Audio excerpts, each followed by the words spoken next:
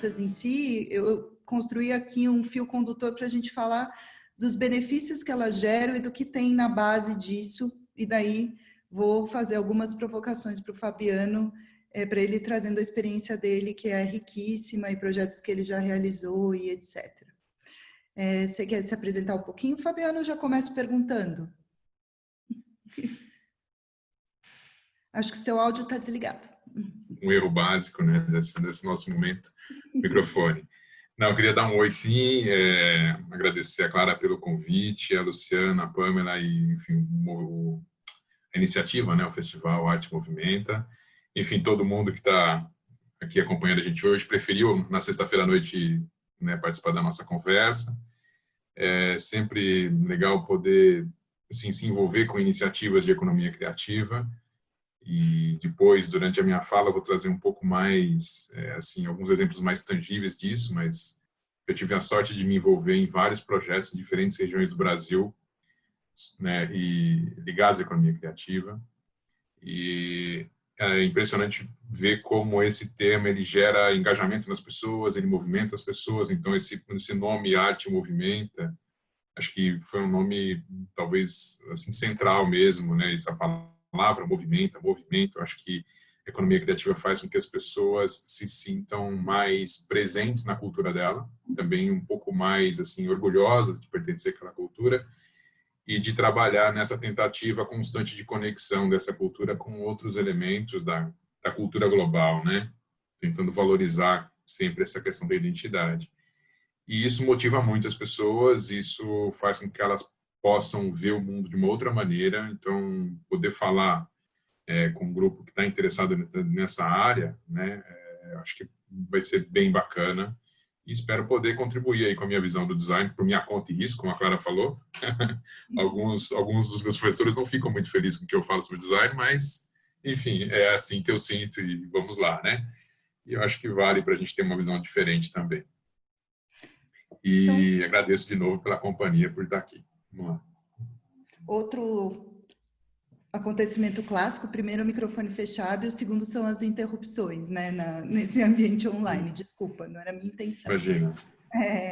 Então, vamos lá, para a gente começar, tem uma frase do Steve Jobs, duas frases atribuídas a ele, que eu queria começar o nosso papo pensando sobre elas. A primeira é: o design não é apenas o que parece e o que se sente.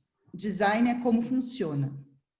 E a segunda frase é: design é função e não forma. Então, a gente está muito acostumado a pensar, é fácil para a gente compreender design de produtos, design gráfico, design de interiores, tudo isso a gente enxerga, é uma beleza visível, a gente consegue compreender e dar o devido valor e etc. Mas o que, afinal, é o pensamento do design, na sua opinião, Fabiano? O que é que tem por trás disso? Né? O que estrutura e une tudo isso? E, enfim. Eu entendo que a gente necessita por uma, sei lá, por uma energia, por uma vontade que a gente não sabe exatamente de onde vem, né, criar o nosso mundo, né, projetar o nosso mundo.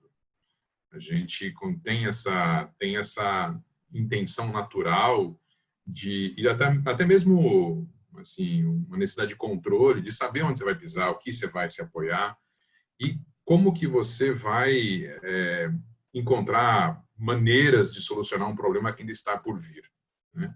Então, eu acho que essa vontade todo mundo tem, de projetar algo e de se estabelecer algo. E aí, se a gente trouxer para uma discussão mais no campo profissional, vão existir muitas profissões que exercitam essa capacidade de projeto em aspectos diferentes, né? Um engenheiro também projeta, um arquiteto projeta, um designer projeta, um artista projeta. Eu diria até que as pessoas comuns projetam também a vida dela dentro dos recursos que elas possuem. Mas, assim, essa questão de você tentar olhar o futuro e criar uma conexão entre a tua realidade lá, eu acho que é uma base para a gente poder começar a falar sobre esse assunto. Dentro do campo profissional, o que acontece é que, e aí outras áreas também conseguem fazer isso, mas acho que no caso do design ele tem que fazer isso, então não é questão que ele consegue, mas ele tem que dar atenção. que é assim, ele sempre vai tentar trabalhar com um campo intermediário entre o que as ciências humanas trabalham e o que as ciências exatas trabalham. Porque ele tem que achar, ou pelo menos faz parte do objetivo dele, uma solução que faça sentido. E esse sentido é no sentido humano mais completo possível, não é só no sentido visual. Que complemente a ação de uma maneira mais orgânica possível, de uma maneira mais fluida possível com outro ser humano, com uma outra intenção. Então, a sua intenção tem que fazer sentido para outra intenção. Então, esse é o lado humano. Por outro lado, existe um lado técnico, existe um lado funcional, existe um lado que aquilo não vai poder simplesmente derreter na mão de alguém, ou não vai poder gerar algum tipo de efeito visual que gere algum tipo de, sei lá, perturbação, enfim. Então, existem questões técnicas que garantem essa entrega, que geram qualidade na experiência, e existe essa questão criativa que vem da intenção e desse fator humano de gerar algum tipo de encantamento, porque as pessoas se sentem mais engajadas quando elas estão se movendo num sentido que envolve uma questão estética também. E essa estética é num sentido bem amplo, não é no sentido só visual, né? Estética até na maneira com que eu penso, se aquela solução retrata o mundo da maneira com que eu penso. Então, esse tipo de discussão, por exemplo, é fundamental quando você vai falar de design e sustentabilidade, por exemplo, né? Então, só para tangibilizar uma região assim que isso acontece.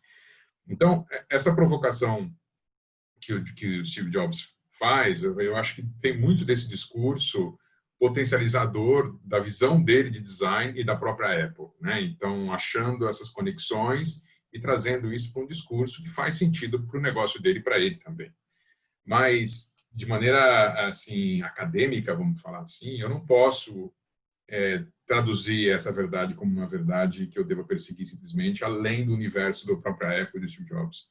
Eu tenho sempre que entender que eu preciso gerar valor para dois campos de percepção de valor. Um campo humano e um campo da qualidade, do funcional e do técnico. O pensamento do design, ele abstrai dessa relação mais da tangibilidade, do desenho, da escultura, do design gráfico, do site, enfim, ele abstrai do visual e ele permite estabelecer um jogo mental onde a gente está todo o tempo trabalhando com essas duas coisas. O que é criatividade e o que é entrega? Qual o tempo da criatividade? Qual o tempo da entrega? Qual o tempo da criatividade, onde eu tenho que estabelecer ali um diferencial, e qual o tempo eu tenho que falar assim, opa, peraí, agora eu preciso parar de viajar um pouco e trazer isso para uma realidade onde as pessoas percebam o valor. Então, essa estrutura mental, ela ajuda a gente a projetar soluções para o mundo de uma maneira mais adequada com a complexidade que o mundo hoje presencia, né? Então, eu acho que esse balanço, esse equilíbrio entre essas duas áreas, elas vão perseguir o design desde a sua questão mais funcional, no sentido prático e tangível, real, até numa questão mais abstrata de pensamento, de intenção, de estratégia, e aí vai. Queria que você comentasse um pouquinho mais. A gente sempre fica com aquela pergunta, né? Se o design tem a ver com beleza. E nesses artefatos tangíveis, a gente percebe que sim, tem muito a ver com beleza. Mas nesses processos de design thinking, nessa aplicação do design, do pensamento do design para resolver problemas, onde é que você acha que a beleza aparece? Eu acho que a beleza, na verdade, ela vem da maneira com que ela é percebida em algo tangível, né? Mas a busca por soluções que façam sentido, e esse sentido vai trabalhar com o campo estético e no sentido amplo, quer dizer, existem várias camadas de uma referência estética, de uma solução a partir do olhar estético, né? Então, basta a gente perceber que, por exemplo, uma ideia, ela nunca inicia ou algum sentimento de maneira clara na nossa mente, né? A gente sempre parte de um campo intuitivo, um campo criativo, e depois o pensamento racional começa a trazer isso para uma fórmula que possa ser multiplicado, né?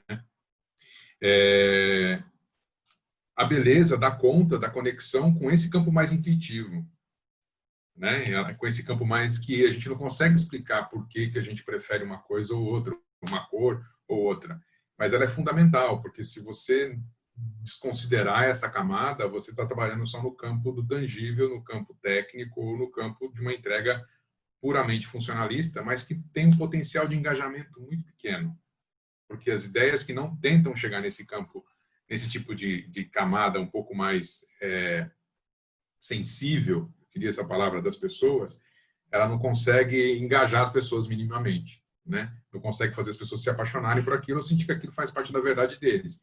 Então, algo que não tem valor. Algo que é extremamente funcional e não tem design, ele corre o risco de ter pouco valor do seu ponto de vista financeiro até, porque ele não consegue se comunicar com essa outra camada, que é justamente as coisas mais caras da vida para a gente, são as coisas que fazem, que atendem ao nosso gosto, né?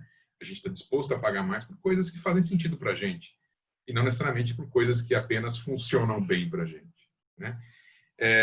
Agora, essa discussão no pensamento do design, eu acho que ela é bem atual, né? Eu já vi algumas discussões, por exemplo, que muito se fala de design thinking e a gente já começou a ver alguns experimentos no mundo que foram feitos com design thinking, mas não tinham design.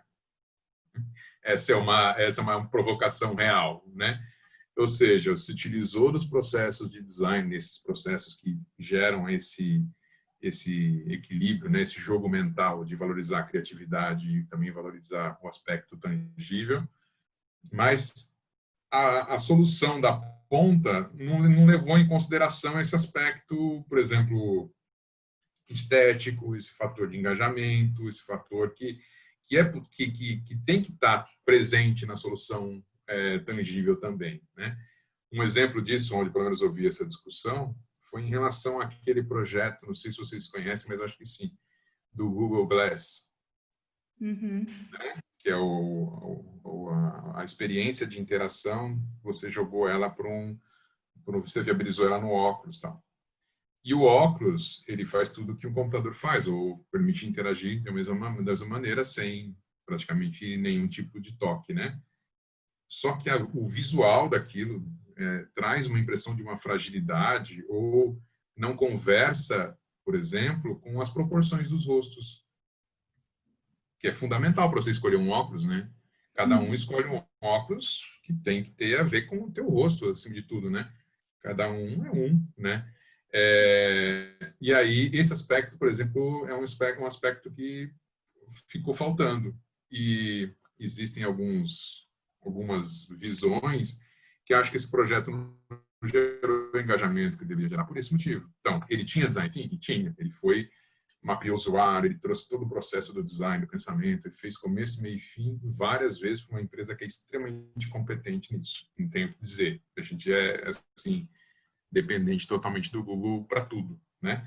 Mas esse ponto especificamente do design acabou faltando na ponta. E o que aconteceu é que, na verdade, a gente não escolhe o óculos porque ele conecta a gente no computador, a gente conecta a gente na internet, quer dizer, a gente escolhe o óculos porque a gente tem uma necessidade funcional de correção, sei lá, de um problema visual, mas, acima de tudo, isso tem que combinar muito com a sua proporção facial, né? Ninguém utiliza um óculos padrão para tudo, né? Enfim, esse é um exemplo que eu acho que traduz bem essa relação entre o pensamento do design no sentido mais atual e uma conexão necessária também com o design mais do século XX, mais essa questão do desenho, da criatividade pelas mãos. Muito legal. Eu queria ouvir um pouquinho de você, a gente queria ouvir um pouco de você a respeito de algum projeto que você tenha realizado, porque o Fabiano lá no Centro de Inovação do IED, ultimamente ele vem realizando projetos bastante focados no design estratégico, né, na inovação que muda ecossistemas e que muda relações e etc. Queria que você contasse para a gente, por favor, Fabiano, um caso, um projeto que você considere que tenha sido vivenciado na prática esse pensamento do design, que tipo de resultado você acha que você obteve diferente do que se fosse um projeto de uma consultoria que atua sem todo esse pensamento mais voltado para essa parte mais da beleza e da criatividade? Acho que vou dar dois exemplos. O primeiro exemplo, talvez o mais desafiador deles, que é justamente na área de economia criativa, que é um projeto que nós recebemos a oportunidade de fazer na Floresta Amazônica, no estado do Acre, que foi um projeto de mapear comunidades que estavam localizadas e que vivem dentro da floresta e tinham uma atividade. Eles trabalhavam todos como seringueiros e aí, com o preço da seringa, do látex internacional despencou, eles acabaram ficando sem atrativo para fazer esse trabalho, né? E aí existe uma preocupação internacional com essa população, porque a tendência é que, por sobrevivência, esse grupo pudesse trabalhar, por exemplo, em situações de desmatamento e aí vai, né? Então existe uma linha do BID, que é justamente para a manutenção dessas comunidades, manutenção da floresta e criar condições para que a floresta, né, seja menos atingida por esse tipo de movimento social dentro do possível, né? A gente sabe que isso é bem complexo. E nós fizemos, então, esse mapeamento com um olhar, né, de buscar criar algum tipo de relação de valor que eles pudessem continuar lá. O que a gente encontrou? A gente encontrou que eles já estavam utilizando o trabalho da borracha o conhecimento deles da borracha para criar objetos de decoração ou objetos usuais, mas que tinham algum tipo de preocupação com a moda ou com o artesanato e tudo mais. Quem, na verdade, percebeu essa produção foi o próprio governo do Estado, né, na figura da primeira-dama. Ela é arquiteta, tem um olhar muito atento a isso, e ela percebeu, e aí convidou a gente para sentir se essa oportunidade era real e se a gente valeria a pena investir. A oportunidade era real, nós investimos, e foi um projeto muito importante para a gente, acabou virando a chave do que foi o nosso trabalho depois no futuro, porque a gente teve que ir para conhecer com profundidade mínima ali o ecossistema, conhecer as pessoas, visitar as comunidades e desenhar uma estratégia para que eles pudessem trabalhar meio que num arranjo produtivo ali, manual, de manualidades ou com produtos feitos manualmente. E a gente desenhou a estratégia de levar isso para um mercado internacional, para o mercado europeu, porque não fazia sentido vender no mercado nacional, porque eles necessitavam de um reconhecimento financeiro que eles não tinham muita produção para conseguir, por exemplo, vender muito aqui. Então, assim, eles produziam poucas peças porque o ritmo de extração do látex ele é restrito. Então, ele não tinha produtividade, não dava para ganhar em escala. O que ele podia ganhar?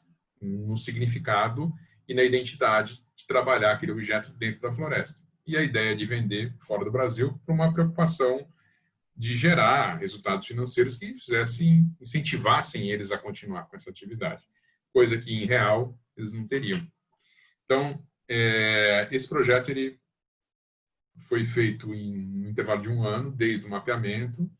Nós desenhamos um processo de organização dessas comunidades para que eles gerassem um arranjo produtivo, né, como eu falei, para gerar uma coleção de artesanato com o mesmo DNA. Nós fizemos um processo de capacitação para esses seringueiros, para que eles se potencializassem, né, na atividade como artesãos, né?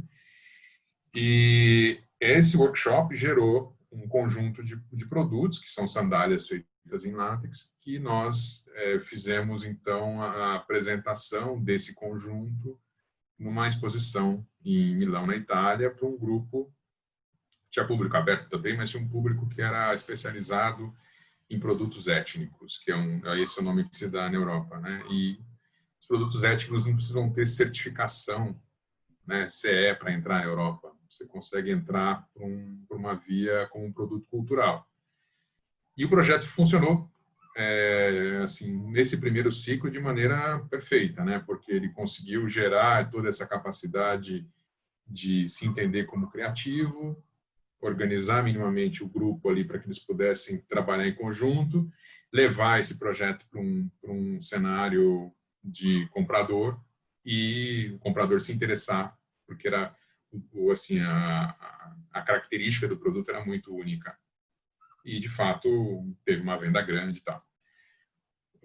As etapas 2 e 3 do projeto, que seriam nos anos seguintes, elas não foram implementadas, porque enfim, uma série de questões da própria natureza, né? Teve uma cheia super importante que acabou com metade do estado, e aí outras questões vieram no âmbito político também que acabou não acontecendo, mas essa primeira etapa já gerou muitos resultados, porque a gente consegue ver hoje essas sandálias de uma maneira muito mais comum, e as comunidades que se envolveram estão hoje sobrevivendo ainda muito fortemente dessa atividade, trouxeram mais pessoas para trabalhar, enfim, desenvolveram, né?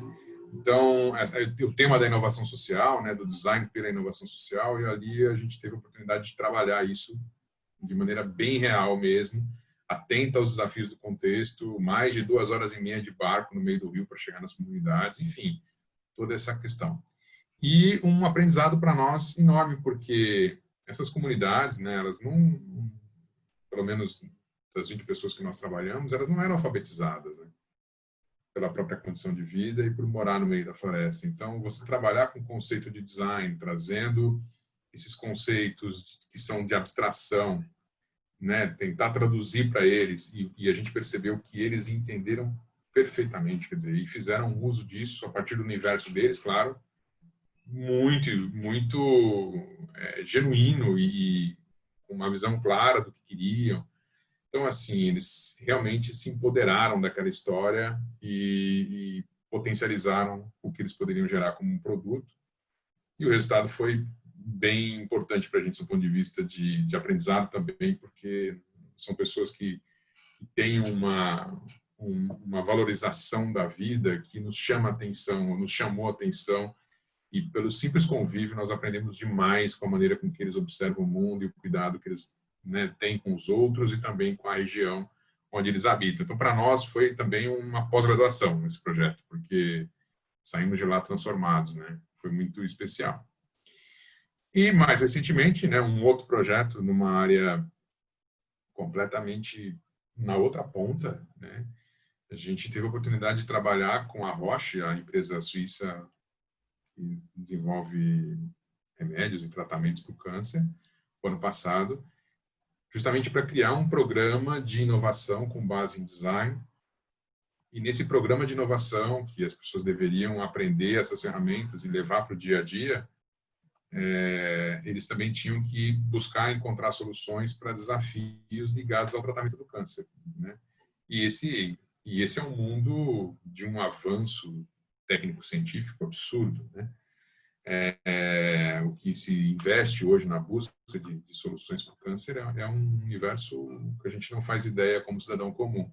E mesmo assim, a gente sabe que a doença, ela, em termos de porcentagem da população, ela aumenta, né, com o tempo, né, devido a vários outros desequilíbrios que a gente não sabe exatamente de onde vem. Então, ela se torna cada vez mais importante. E poder discutir design dentro desse ambiente tecnocientífico, né, um ambiente médico, trabalhando com médicos, com a área de biomedicina, com a área de mapeamento genético, discutindo, enfim, soluções que possam facilitar a conexão desses novos tratamentos, dessas novas maneiras de tentar, né, enfrentar a doença para o público brasileiro, né, foi um outro exercício de tradução radicalmente diferente. E a visão do design central nas duas situações, né, dois universos literalmente diferentes, mas com essa possibilidade de gerar essa conexão entre criatividade e entrega, fazendo sentido em ambientes tão diferentes.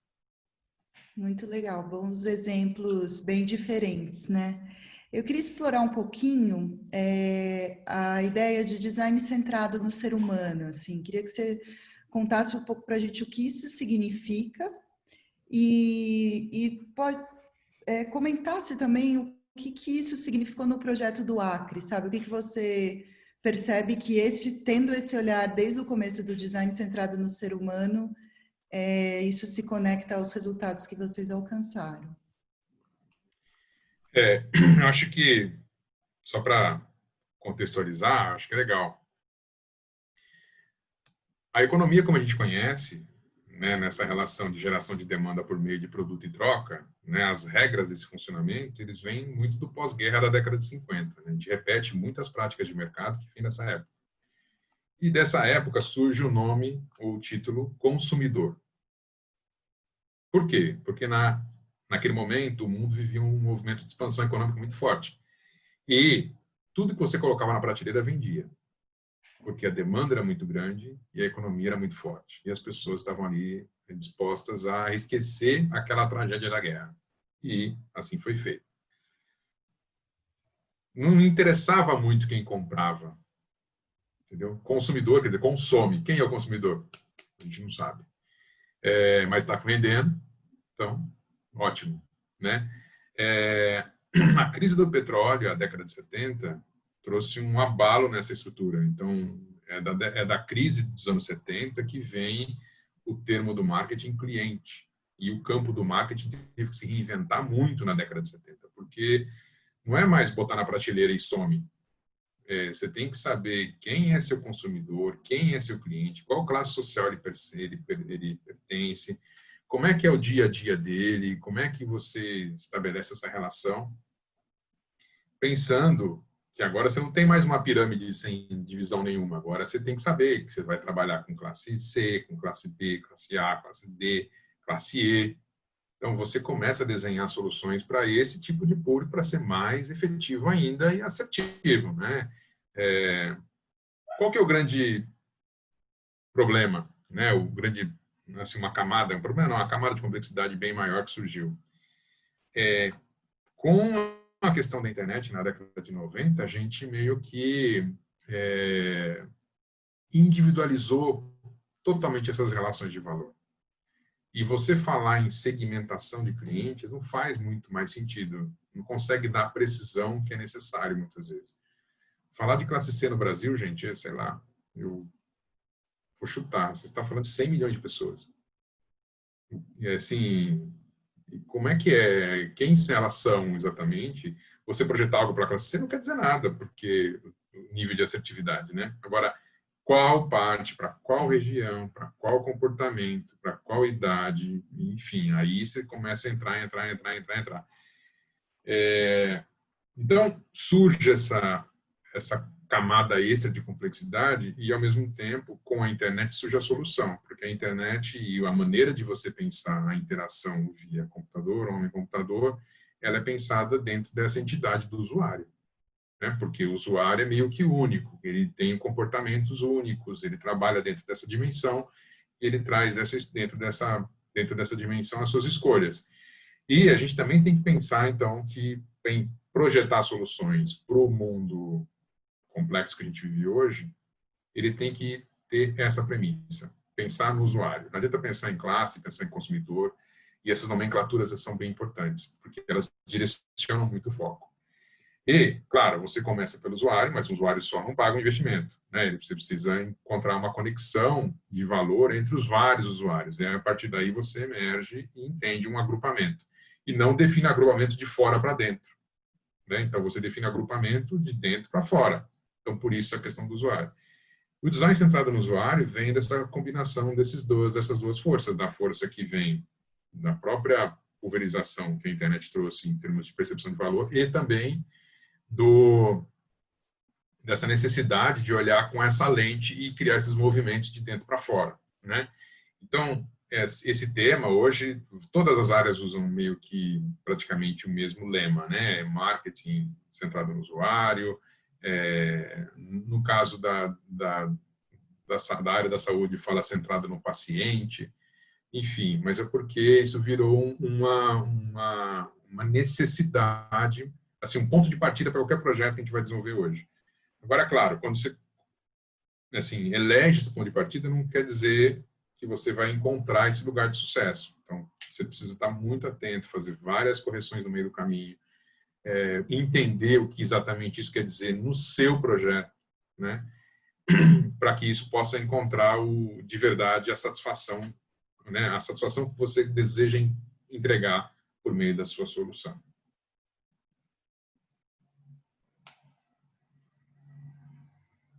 Desculpa.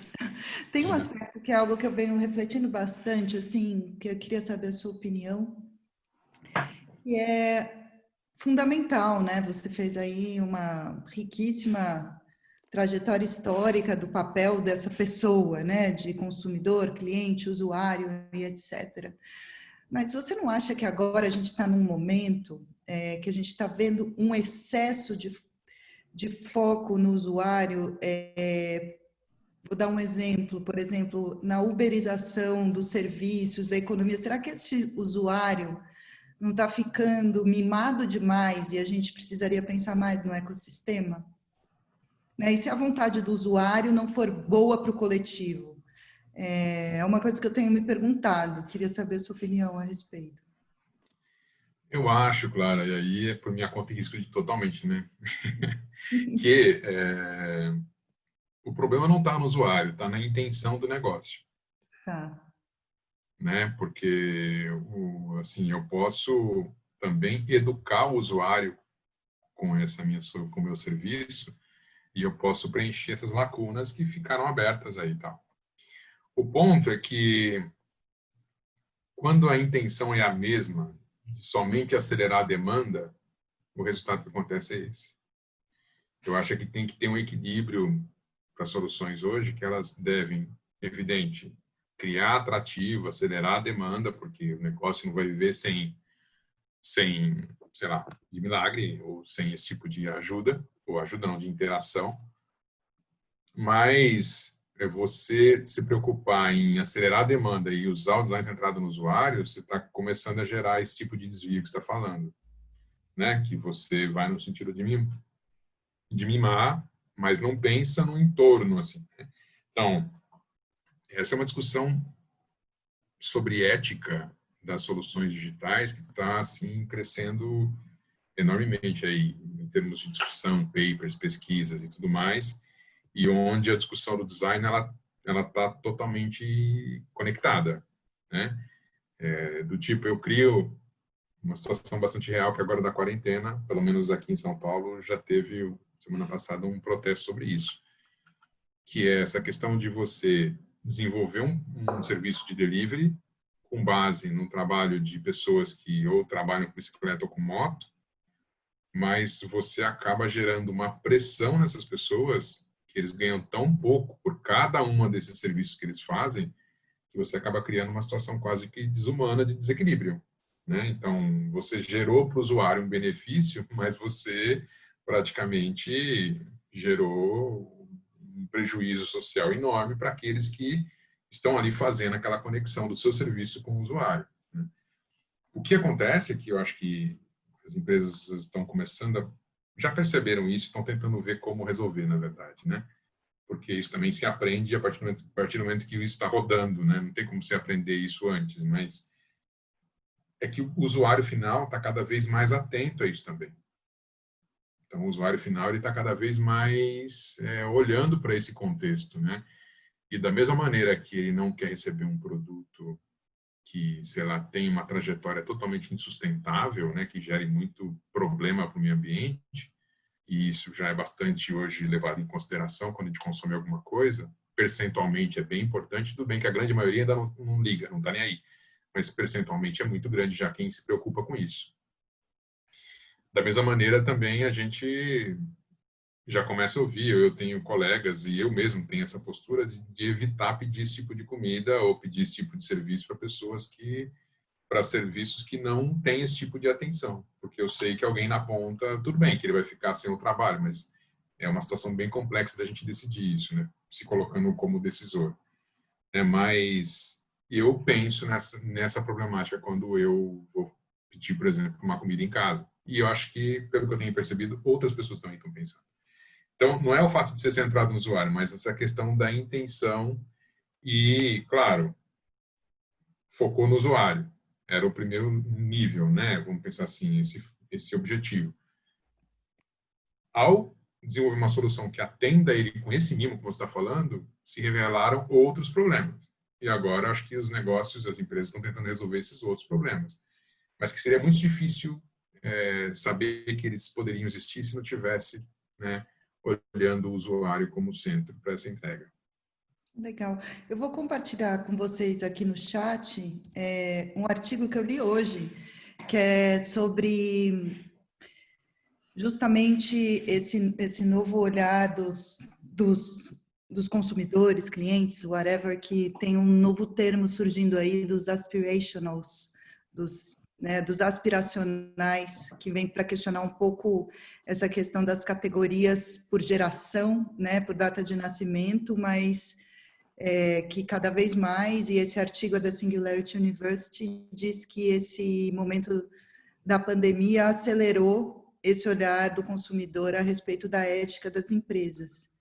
Né? E sobre essa questão da ética, eu trabalho muito com aprendizagem, a gente vem falando muito de tecnologia e etc., mas cada vez eu percebo que é mais e mais forte, mais importante a gente discutir essas questões éticas mesmo nos processos formativos, porque é isso que às vezes fica tão focado na ferramenta e tão focado na metodologia e etc., que se perde um pouco do porquê se estar fazendo as coisas, né? Eu concordo que alguns problemas, eles emergem de uma complexidade que a gente não tem como controlar, mas, por outro lado, também acho que dá para a gente cuidar um pouco mais desse olhar e dessa formação ética.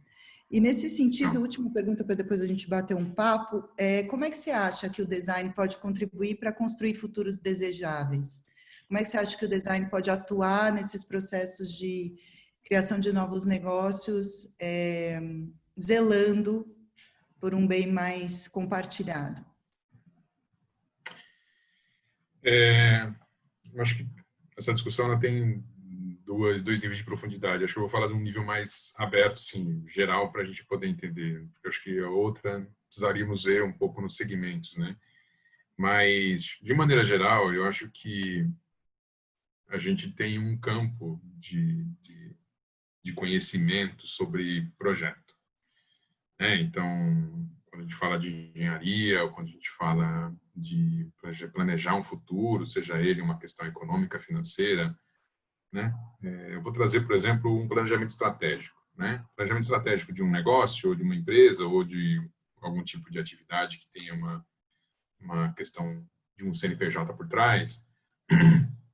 Ele vai fazer uma projeção de mercado, ele vai fazer uma tangibilização daquelas realidades, onde ele quer chegar, ele vai entender ali os coeficientes e balancear financeiramente o que ele tem de investimento para conseguir isso e o que ele quer almejar com aquele resultado, os pontos que ele vai fazer a aferição para saber se ele está no caminho certo e vamos tocar. Eu acho que o tema do design estratégico ajuda porque ele traz uma camada antes de discussão, né? Que é assim, o quanto aquilo faz sentido para as pessoas, o quanto aquilo faz sentido para o ecossistema, o quanto aquilo atende o usuário. Então, assim, a Clara comentou com vocês sobre uma ferramenta do duplo diamante no outro dia. Não sei se vocês conhecem, é uma ferramenta gráfica que ajuda a gente a organizar as ideias no caso de pensamento do design. Mas, para que vocês possam imaginar, são dois quadrados no formato assim, girados, assim, né? 45 graus, como se fosse um diamante mesmo, né? Um losango.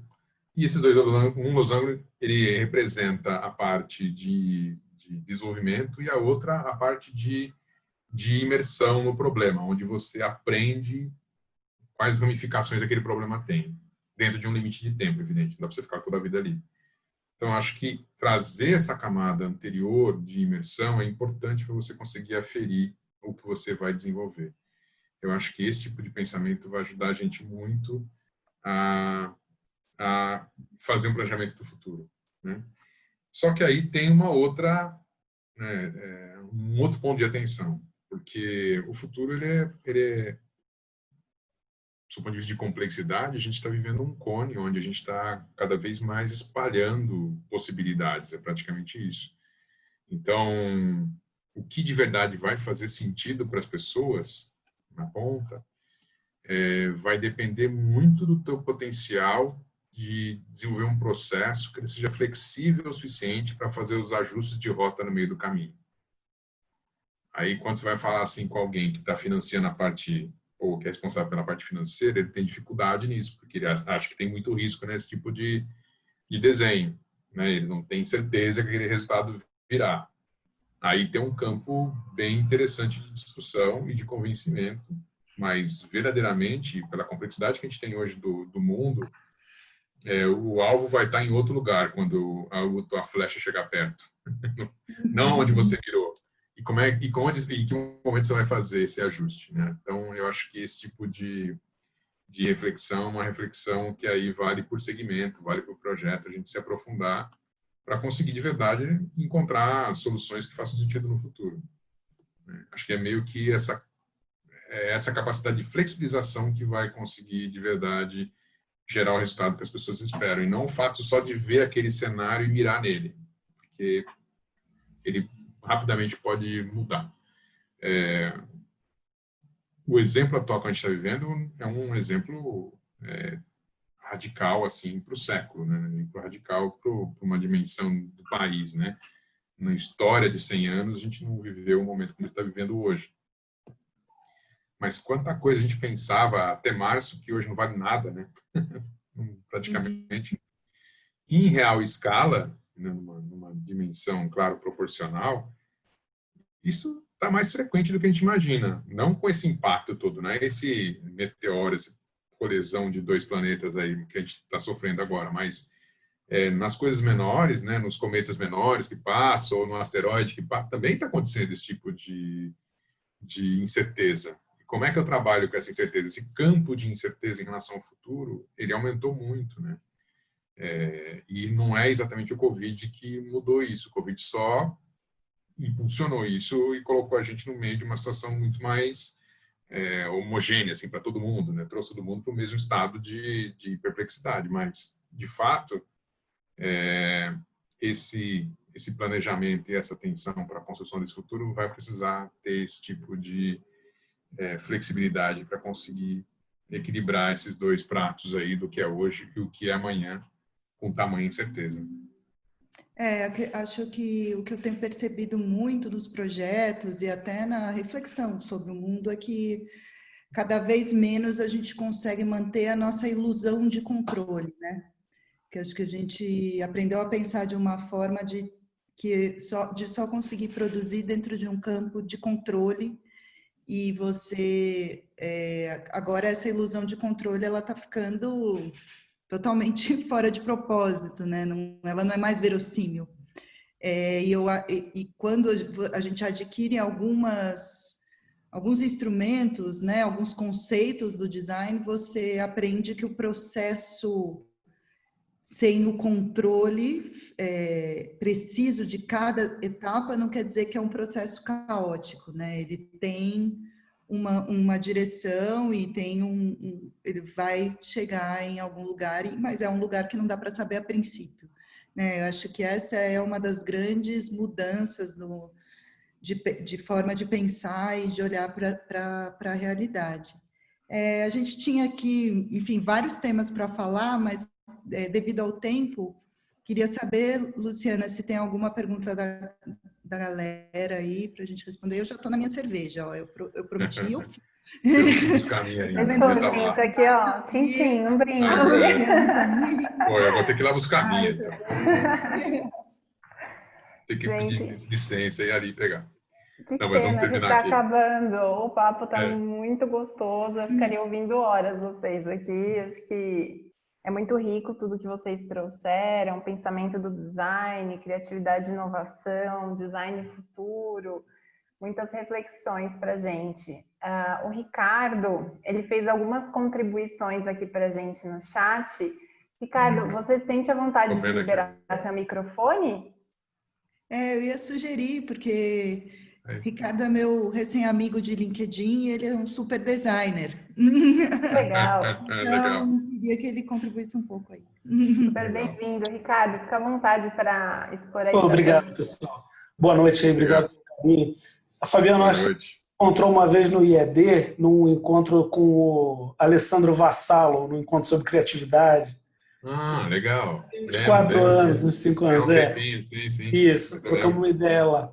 Mas eu fiz 2 provocações aqui que eu acho que são legais para vocês explorarem.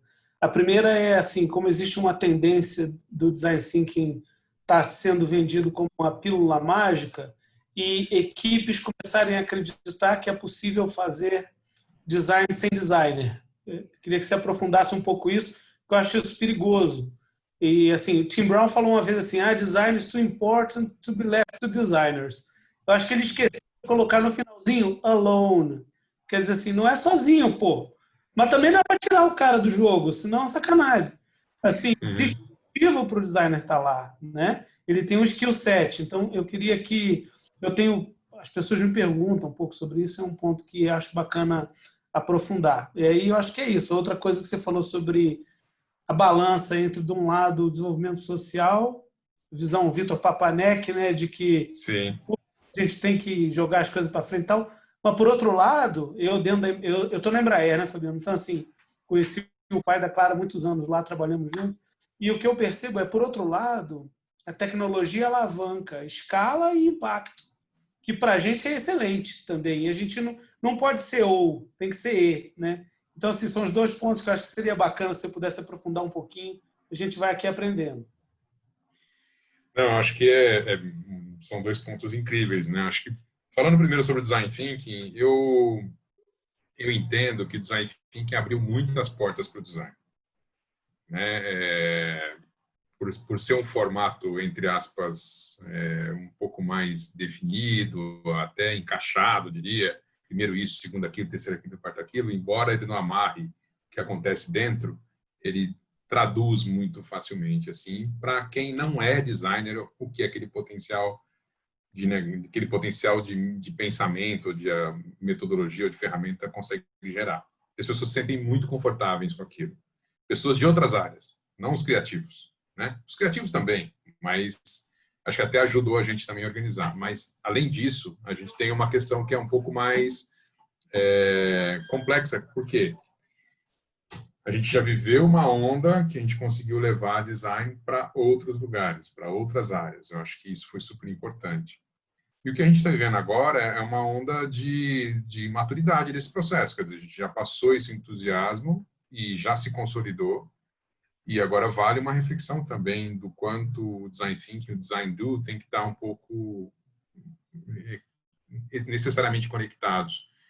E na primeira onda do design thinking, talvez dissesse que não precisaria estar conectado. Mas agora eu acho que sim, precisa estar conectado minimamente. Claro que isso tem que ser feito uma discussão por segmento, né? Tem segmento que isso é fundamental, tem segmento que isso tem uma importância talvez menor, entre aspas, mas de qualquer maneira eu acho que o Tim Brown ele fez um presente para o segmento, assim, né? Para nossa área e para todo mundo, nesse formato que eles acabaram vendendo para o mundo como mágico.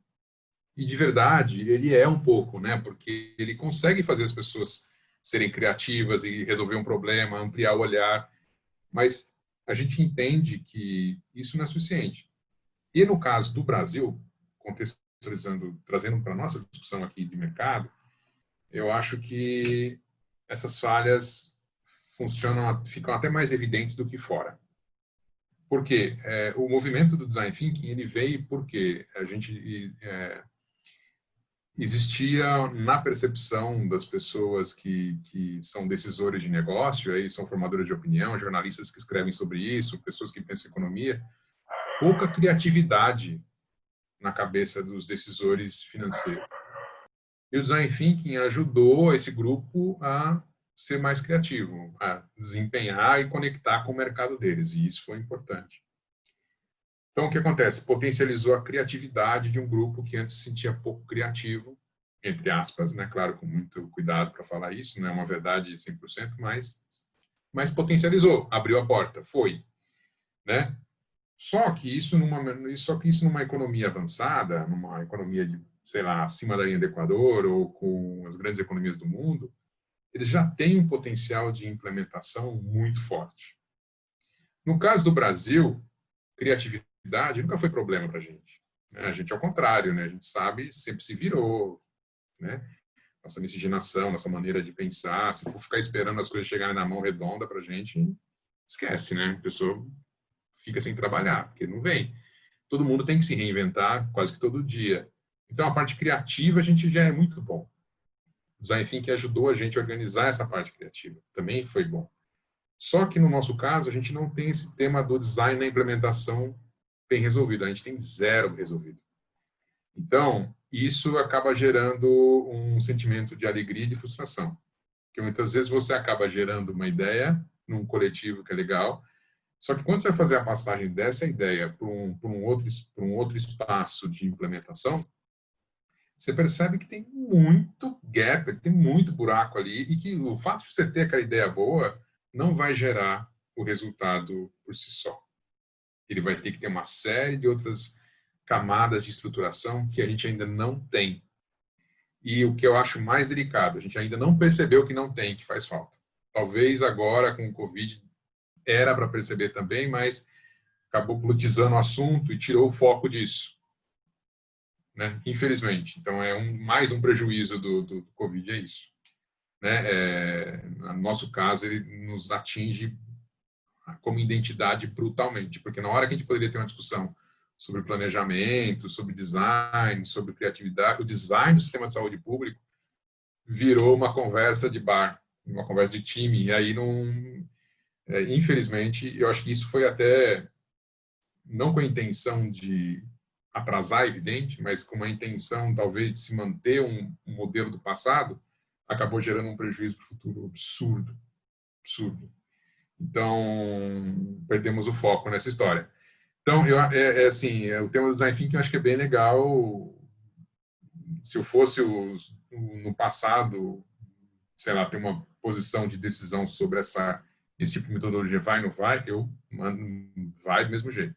Só que agora a gente está entendendo que o nosso problema depende de outros tipos de plugins que ainda não foram montados, né? Que vão ajudar a gente nesse segundo momento de implementação. Eu acho que era essa pergunta, você tinha mais uma, que eu não lembro agora, desculpa. Microfone de novo. Não era nenhuma pergunta, foi só um comentário que é como é interessante esses dois pontos, né? Do design como alavanca social e o design como ponte entre tecnologia para potencializar a escala, impacto. Quer dizer, a gente ter oportunidades, você, Fabiano, e a gente, de trabalhar nos dois extremos é um privilégio para o designer brasileiro, né? Quer dizer, o contexto social nos leva a oscilar muito por tudo isso, né? Eu acho isso. Sim. Eu acho que é bem também da nossa estrutura, né? Porque eu já fiz palestra de indústria 4.0, por exemplo, ou falando sobre design estratégico, e aí tem alguns slides lá que falam sobre isso. No Brasil, a gente tem as 4 revoluções industriais simultaneamente. Tipo, você pode estar indo para a Embraer, que é talvez o maior polo de tecnologia de avião, né, abaixo da linha do Equador, talvez. Não sei se na China a outra fábrica lá é acima do Equador, não sei. Não tenho mesmo essa informação, mas é um polo incrível que consegue entregar confiabilidade em todos os níveis mais avançados do mundo, de pau a pau.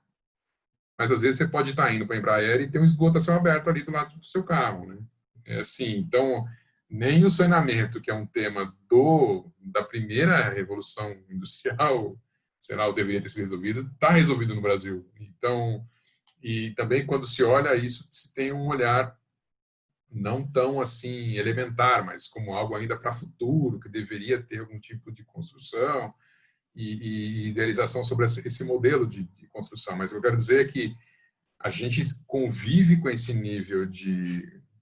Grande parte do empresário brasileiro sofre porque ele ainda é orientado pela segunda, né, revolução, que é de gerar produto e querer ganhar em quantidade, sem fazer conexão com o universo digital e nem fazer conexão com o universo da autonomia que a gente tem hoje, da tecnologia que a gente tem hoje. Quer dizer, é muito complicado, porque quando você vai comparar esse modelo nosso de gerar produção em quantidade, pura e simplesmente, assim, não tem como você concorrer em plataforma global com outros produtores do mundo. Né? Não tem. Mas, enfim, a gente está falando como se nós fôssemos aqui governantes, discutindo a visão do Brasil, mas não é. Tem que trazer mais para a nossa realidade.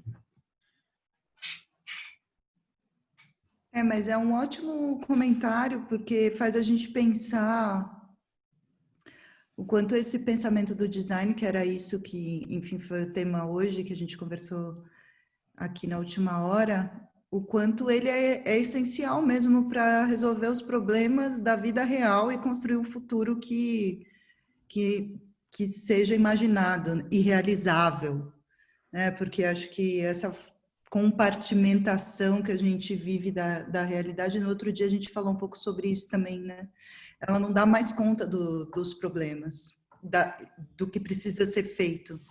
E o pensamento do design, ele traz muito isso, né? Trazendo todos esses elementos, e outro dia a gente estava falando sobre frame aqui, Ricardo, e é claro que em muitos casos os frames do design thinking, os post-its que eu até deixei aqui para esse encontro temático, né? A gente podia falar muito sobre post-its, eles viraram uma ferramenta de manutenção de um novo status quo em muitas empresas. A gente vê isso, né? Então agora acontecem os mesmos vícios de relacionamento, os mesmos vícios de pensamento, as mesmas dificuldades, mas numa sala de prototipagem, né? Então, acho que isso de fato pode ter acontecido. Mas, por um outro lado, esses frames lembram a gente de considerar alguns elementos da complexidade do contexto, né? E acho que só por isso já tem um certo valor, dependendo do tamanho do problema.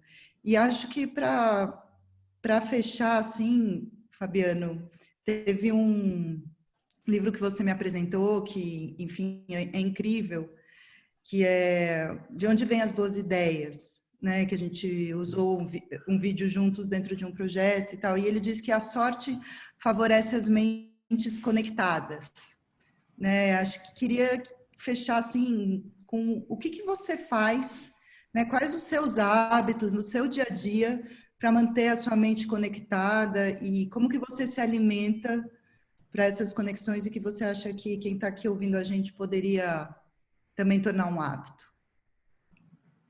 Que pergunta difícil, mas muito boa. Não, o que me alimenta, pelo menos no campo do design, né? Eu tenho essa paixão com a construção e com o desejo de ver realidades melhores funcionando, né? E isso é uma paixão mesmo, assim. E essas coisas, até porque não é porque é meu trabalho, elas acabam chegando, os exemplos acabam chegando, as coisas também me procuram, não sou eu só que fico procurando, né? Então, eu fico buscando essas referências, fico tentando encontrar pessoas que consigam trazer uma camada desse assunto que eu ainda não tenho, para tentar fazer algum tipo de conexão. Eu acho que é o tema central também do nosso encontro e que vale falar, eu acho a arte fundamental em qualquer pensamento de inovação de design, né? Porque o tema do design, ele se alimenta da nossa capacidade de abstrair o problema para conseguir entre aspas, se distrair da maneira como a gente entende ele e poder voltar no ponto da solução com outra perspectiva. Sem esse tipo de distanciamento e aproximação, sem esse movimento, né, a gente não consegue sair daquela perspectiva do problema. Então, você está sempre enfrentando ele daquele mesmo lado e nem sabe que talvez do outro lado esteja muito mais fácil você resolvê-lo. Então, esse exercício é importante. E eu acho que o mundo corporativo, ou design thinking, ou esse distanciamento do design thinking, acabou também, infelizmente, desconectando essa questão da criatividade nas empresas, e aí as empresas mais organizadas, eu digo, que é preciso se alimentar também dessas referências mais abstratas e mais culturais. Então, eu, dentro do possível, estou sempre tentando conviver com arte, tenho amigos que são artistas, gosto de abstrair com as ideias que eles trazem, né? E tento desligar meus filtros para tentar trazer um pouco daquele olhar dentro do possível, para que aquilo possa trazer sempre um olhar novo. Então, eu acho que é fundamental, né? Criatividade, inovação e design estão profundamente conectados, né? Eu costumo organizar da seguinte forma: criatividade é núcleo, é individual, todo mundo é criativo, só que quando você vai tentar transformar a sua ideia criativa numa inovação, você cresce e consegue impactar o coletivo. Porque até então, a criatividade pode ser só sua individualmente. Na arte também existe um pouco desse movimento. Em outra camada, mas existe um pouco de movimento, né? Quando a pessoa cria e está criando para o mundo, ela está fazendo esse processo de tradução também, né? E aí o design ele vai dar conta da forma, do formato, de trabalhar a interação dessa ideia com as pessoas. Então, vai ajudar nessa tradução lá no terceiro nível, né? Vai fazer as pessoas perceberem. E é muito comum nas empresas, principalmente nas mais consolidadas, você trabalhar processos criativos, mas existe um pano de fundo onde as pessoas consideram a possibilidade de ser criativo das 9 às 18, das 8 às 5 da tarde.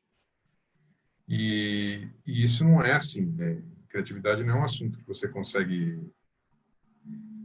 você precisa se alimentar todo o tempo, você tem que ser criativo, entre aspas, ou alimentar sua criatividade todo o tempo, né? Todo o tempo que você conseguir, claro, né? Todo o tempo, não é se dedicar só a isso, mas... então, no final de semana, você vai ter que buscar uma referência, você vai ver uma exposição, você vai apoiar algum tipo de movimento que consegue, em algum momento, gerar também essa abstração para as pessoas da sociedade, para as pessoas que estão ali presenciando, né? Então, isso vai desde o movimento de arte de rua até o movimento de arte no sentido mais clássico. Então, eu acho que esse tipo de atenção, quando você falou que me nutre, estou sempre buscando essas referências que podem me nutrir do ponto de vista de conhecimento e também me confrontar um pouco, mas eu gosto muito desse movimento de sair e buscar esse tipo de presença na cidade, sabe? Faço isso muito menos do que eu gostaria, né? Por uma questão da vida e da história mais próximo da dimensão real, mas de fato é o que eu acho que isso eu posso dizer assim, né? De uma maneira que as pessoas talvez possam também fazer isso um pouco no dia a dia delas. Eu acho que ficar atento a essa história e tentar buscar esses olhares diferentes em qualquer momento, seja da vida profissional quanto da vida pessoal, e vai ajudar com certeza a repensar uma coisa. O insight, você falou de onde vêm as boas ideias, o insight para uma solução muitas vezes vai vir de um lugar onde você está passeando, nada a ver, né? A solução, o problema pode estar em um lugar, mas o insight para solucionar ele não vai vir daquele mesmo lugar necessariamente. Aliás, dificilmente vem daquele mesmo lugar. Então, onde você vai buscar esse lugar, né, para trazer essa solução, né? Onde é que você vai visitar para poder trazer, né? Então, acho que as viagens, né, nos fazem tão bem por isso, né, de maneira geral. Não só para o trabalho. Desculpa, você ia continuar? Imagina. Não, tá. Não. Não, eu acho que isso, na verdade, essa sua fala conecta muito dos pontos aqui, né? De por que a gente se une em torno de um movimento como Arte Movimenta, né? Porque tanta gente dispõe do seu tempo e enfim, dos seus afetos, de todos os recursos que pode para dar uma contribuição para que esse tipo de produção não deixe de existir, né? Porque a nossa cultura acabou valorizando só um tipo de produção e de produtividade. Então, acho que diz sobre isso e também diz sobre a questão dos post-its, dos canvas, das receitas e etc., né? Que sem na falta de uma palavra melhor, sem esse recheio, sem essa profundidade, sem essa pesquisa, sem essa imersão e etc., são só uns enfeites na parede, né? Eles não em si não vão resolver, né? Tem a ver com busca de repertório e com aprofundamento e que, enfim, que esse movimento todo se potencialize muito, né? E acho que, mas isso não diminui a importância dos recursos, é só que eles não sozinhos não resolvem as coisas, né? Então acho que Eu concordo. Eu acho que eles funcionam bem como porta de acesso. Essas ferramentas todas. Eles são bons porque eles democratizam uma visão um pouco mais sistêmica das coisas, instrumentam um pouco como a pessoa vai interagir no começo com aquilo, então é fácil entender, é fácil ver como funciona, vai lá e põe no post-it, põe lá e, teoricamente, preencheu, né? é uma instrução bem clara. Faça isso, vai e chegue nesse resultado. Mas a gente tem que entender que não é só isso, né? Isso é só a porta de acesso. Isso faz com que você tenha alguns requisitos ali para você participar da conversa, mas não quer dizer que a tua solução soluciona a conversa inteira, né? Então, tem toda uma camada de busca e experimentação que a gente precisa ainda, né, estabelecer e conectar para poder fazer sentido de fato. Muito bom. Será que mais alguém tem alguma pergunta, alguma consideração? Acho que já deu o nosso horário, né? Não? Antes, se alguém mais quiser falar, eu só vou deixar um recadinho aqui e vou lembrar vocês da gente fazer o nosso selfie do Arte Movimenta no final. Então, quem tiver com a câmera ligada, quiser dar um tapinha aí no cabelo, no visual, daqui a pouquinho a gente abre a câmera para fazer a nossa foto. Eu só queria falar um pouquinho das próximas atrações do festival. Agora, às 21 horas, a gente vai ter uma participação com a Ali Camada. Ela é musicista, produtora, e ela vai falar um pouquinho sobre a produção, mas a criação em si, mais do que se espera de resposta do mercado, né?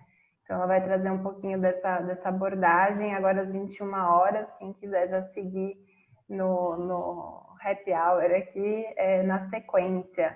Às 22 horas, a gente segue todos os dias com contação de histórias, uma atividade infantil, no Facebook do Arte Movimenta. E amanhã tem bastante coisa legal também. Às 15 horas, a gente começa a programação com bate-papo Humor em Tempos de Dor, com Jonas Almeida, que é um jornalista e apresentador aqui da Rede Vanguarda, que é a Globo Local, e Júnior Guimarães, que é um youtuber conhecido como Tapa Olho Experimental. Às 16 horas, a gente vai ter o Jax Figueiras, que é um músico e produtor vencedor de 2 Grammys, e ele vai trazer um pouco sobre como divulgar sua música com as redes sociais.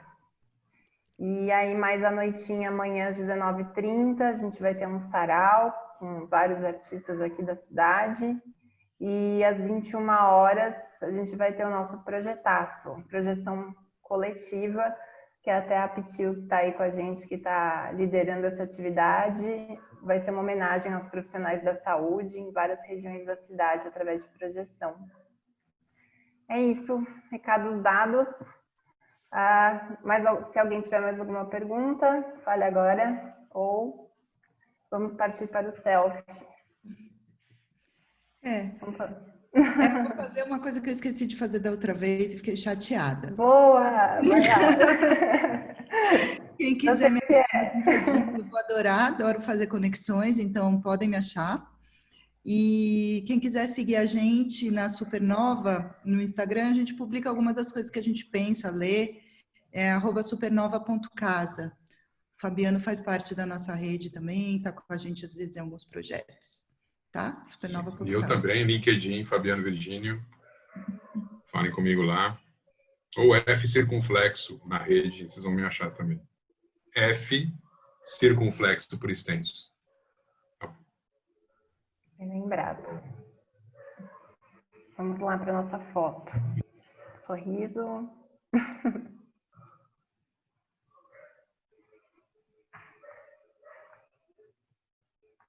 Mais uma para garantir. Vai para as nossas redes, hein? Convidar vocês, quem não segue ainda, sigam a gente nas redes sociais, Arte Movimenta SJC, e acompanhem aí a programação desse festival lindo. Valeu, gente. Bom, Obrigada. obrigado, Boa noite gente. para todos. Obrigado. Obrigada.